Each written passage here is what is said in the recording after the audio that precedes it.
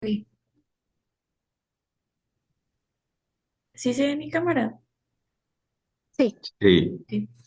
Hola, buenas tardes. Nosotros somos del equipo 6 y vamos a presentarles sobre la responsabilidad del auditor con respecto al fraude. Nos basamos en la guía 6280 y la guía 240. Esta clase es de auditoría superior por el profesor y contador David Olivas. Bueno, vamos a empezar primero con la introducción de cuál es el alcance de la NIA 240. Esta norma internacional de auditoría, la NIA, trata de las responsabilidades que tiene el auditor con respecto al fraude en la auditoría de estados financieros. En concreto, desarrolla el modo de aplicar la NIA 315 y la NIA 330 en relación con los riesgos de incorrección y material debida al fraude. Las características del fraude son varias, sin embargo, estas incorrecciones que se presentan en los estados financieros se pueden deber debido al error o a un fraude que se haya cometido de manera consciente con algún fin. Y el factor que distingue el fraude del error es que la acción subyacente da lugar a la incorrección de los estados financieros, que sea o no intencionada. Entonces entendemos como error algo que hicimos quizás por equivocación y fraude es algo que se hace con un fin, con una intención de, pues, de cometerse este fraude. También es importante observar las incorrecciones debidas a información financiera fraudulenta y las debidas a una apropiación indebida de los activos. Una nota importante que hay que tener en cuenta es que aunque el auditor o la auditora puede tener indicios o en casos excepcionales identificar la existencia del fraude, el auditor no puede determinar si se ha producido efectivamente un fraude desde el punto de vista legal. Sin embargo, él lo puede identificar, pero ya del área legal no podrá tener una opinión como tal. Estas son tres características del fraude que me parecieron más importantes. La primera es la manipulación, la falsificación o alteración de los registros contables o de la documentación de soporte a partir de los cuales se preparan los estados financieros, es decir, maquillar estados financieros. El punto número dos es el falsificamiento o la omisión intencionada de hechos, transacciones u otra información significativa en los estados financieros.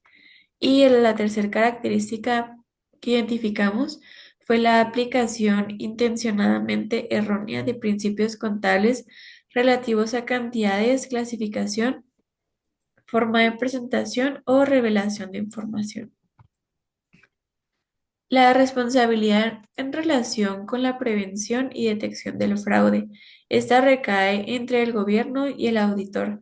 Voy a empezar primero con el auditor, que es el responsable de obtener una seguridad razonable de que los estados financieros considerados en su conjunto están libres de incorrecciones materiales debidas a fraude o error.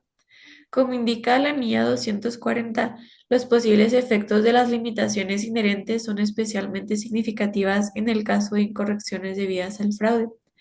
El riesgo de no detectar incorrecciones materiales es mayor que el riesgo de no detectar las que se deben a un error. Y ahora nos vamos del lado del gobierno. Aquí es importante que la dirección supervisada por los responsables del gobierno de la entidad pongan un gran énfasis en la prevención del fraude. Esto puede reducir las oportunidades de que se produzca, así como la disuasión de dicho fraude, lo que puede persuadir a las personas de no cometerlo debido a la probabilidad de que se detecte y se sancione. Pues como sanciones legales o leyes que van en contra del fraude y pues tienen sus debidas sanciones. Esto hace que no se cometan más.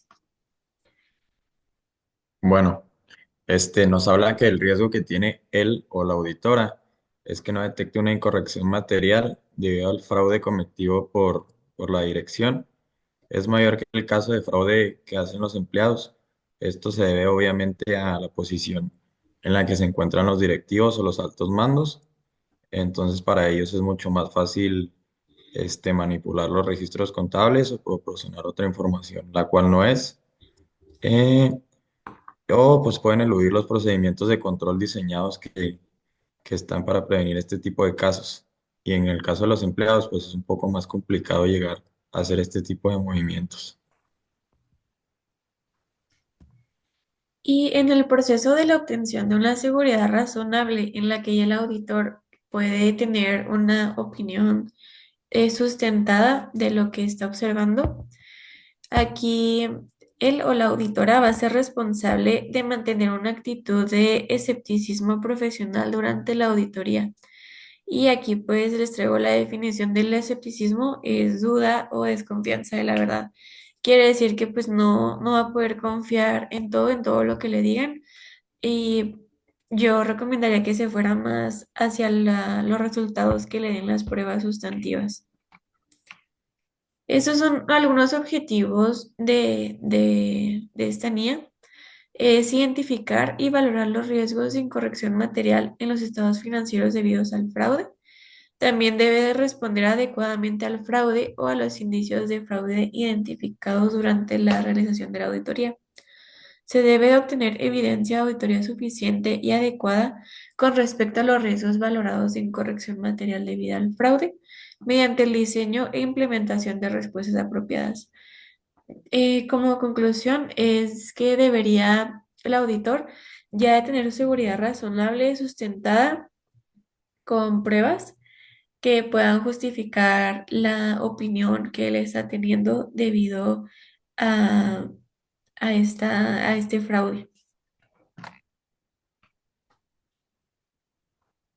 Y bueno, aquí tengo las definiciones. La primera viene siendo el fraude. El fraude es un acto intencionado realizado por una o más personas de la dirección de los responsables del gobierno o de la entidad. También puede ser de empleados o terceros que conlleve a la utilización del engaño con el fin de conseguir una ventaja injusta o ilegal. Y los factores de riesgo o de fraude son hechos o circunstancias que indiquen la existencia de un incentivo o elemento de presión para cometer fraude o que proporcionen una oportunidad para cometerlo. Aquí es más o menos lo que vimos al inicio de la presentación de la diferencia entre un error hacia un fraude. Y los requerimientos para el escepticismo profesional vendrían siendo la incorrección material, que el auditor tiene una actitud de escepticismo profesional durante toda la auditoría. Las indagaciones con la dirección, cuando las respuestas a las indagaciones o ante a la dirección o a los responsables del gobierno de la entidad son incongruentes, el auditor debe de ir más allá e investigar esas incongruencias. También debería de irse a los registros y documentos no auténticos. Salvo que tenga motivos para creer lo contrario, el auditor puede aceptar que los registros y los documentos son auténticos. Bueno, la guía de auditoría 62, bueno, 6280. Aquí les voy a dar la introducción. Esta guía establece los lineamientos específicos para los auditores evalúen los riesgos de fraude durante una auditoría financiera. Se basa en estándares internacionales como la NIA 240, la cual hablamos un poquito de Maffer y yo. Objeto principal es proporcionar herramientas para identificar y evaluar y responder a los riesgos de fraude de una manera sistemática. El fraude en la auditoría, como nos comentaba Maffer, la diferencia entre un fraude y un error, pues la diferencia, por ejemplo, aquí viene diferencia con errores, son involuntarios, mientras que el fraude implica intención. Esta nos da aquí tres ejemplos de los casos que se pueden llegar a dar, que es la manipulación de los estados financieros, la malversación de activos y la corrupción. Ese sería. Bueno, como dato extra, yo les voy a decir que el marco normativo en México Para la guía se fundamenta en las normas internacionales de auditoría, en particular en la NIA 240, que ya la habían mencionado Fer y Maffer, y también se fundamenta en otras disposiciones legales como son la Ley General de Sociedades Mercantiles, la Ley del Mercado de Valores y la normativa fiscal aplicable. Y como otro dato extra, el auditor debe actuar conforme a sus principios de ética profesional, independencia y escepticismo profesional. Y tenemos que, de acuerdo, no, le regresas, por favor. Gracias. De acuerdo con la guía de auditoría, tenemos tres principios, perdón, que el auditor debe identificar. El primero es identificar el riesgo de fraude, que puede llevar errores materiales en los estados financieros. También el diseñar procedimientos específicos para abordar los riesgos. Y como tercero, evaluar controles internos y en su efectividad para prevenir el fraude. Y como nota importante, el auditor no tiene la responsabilidad de garantizar ausencia de fraude, porque su trabajo más bien se basa en evidencia razonable, que es a partir de terceros. ¿Le cambias? Ajá. Los factores de riesgo de un fraude, pues pueden ser por presión, que son por exigencias de cumplir con metas financieras, también con situaciones económicas adversas que se pueden presentar. Los de oportunidad, pues son en base a los controles internos que pueden estar débiles o que no exista supervisión. Y en la racionalización, pues son justificaciones éticas o culturales y la percepción de que pues los actos fraudulentos con los que se cuenta, pues para él pueden ser aceptables. ¿Le cambias? Los procedimientos para detectar un fraude, pues son pruebas sustantivas, procedimientos analíticos, confirmaciones externas y la revisión de controles internos. Las pruebas sustantivas son para verificar detalladamente, pues transacciones que tengan dudosa procedencia dentro de los estados financieros. Los analíticos son para identificar patrones o variaciones inesperadas en las cifras. La confirmación externa es para verificar con terceros que las transacciones y los saldos que se tienen registrados son los correctos. Y para la revisión de los controles internos es la evaluación también clave a partir de terceros. Y pues el enfoque varía pues dependiendo de qué tan grande se vea el riesgo identificado. ¿Te cambias? Las limitaciones que tiene un auditor pues son su evidencia razonable y no absoluta, que es posible detectar, o sea, no es posible detectar todo el fraude a partir de una evidencia. Las restricciones temporales y presupuestarias pues limitan el alcance del trabajo. La complejidad de los esquemas fraudulentos pues son supervisados por el auditor, más sin embargo, como no son estados financieros diseñados por él, pues los controles pueden variar. Y la dependencia de información, pues todo depende de la información que lee la gerencia y que lo proporcionen terceros. ¿Le cambias? Como ejemplos prácticos tenemos el caso Error, que se hizo en 2001, que fue el uso de entidades fuera del balance para ocultar deudas. Y como impacto, esta tuvo la reforma de la ley Sarbanes-Oxley. Y otro caso que se presentó fue el Wirecard en el 2020, que fue un reporte de activos inexistentes por 2 millones de pesos y tuvo cambios en los estándares de auditoría internacional. ¿Le cambias? Y como conclusiones, pues tenemos que la guía de auditoría establece lineamientos claros para abordar los riesgos de fraude en auditorías financieras. También que el auditor debe actuar con escepticismo profesional y aplicar procedimientos específicos para mitigar riesgos. Y como último, tendríamos que la prevención y detección del fraude requiere un esfuerzo conjunto entre la administración, los auditores y otras partes relacionadas.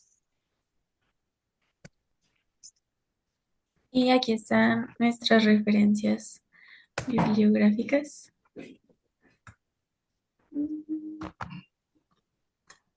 ¿Y quieren dar alguna conclusión o ya? Ay, pues yo ya, por mi parte es todo. No sé, A ustedes. ver, más aviéntate de la conclusión. Pues como conclusión podríamos decir que esta guía nos va a ayudar a identificar la actitud del auditor con respecto al fraude. También nos da una seguridad de que las pruebas que está realizando el auditor en sí, pues las pruebas sustantivas se puede basar en ellas, pero también tiene que realizar confirmaciones externas y también tiene que mantener una actitud de escepticismo profesional, ya que puede que los datos que les esté proporcionando la compañía pues no sean verídicos por completo. Listo. Listo. Listo. Bueno, muchas gracias. Bye, profe. Bueno, voy a dejar de grabar. Ok.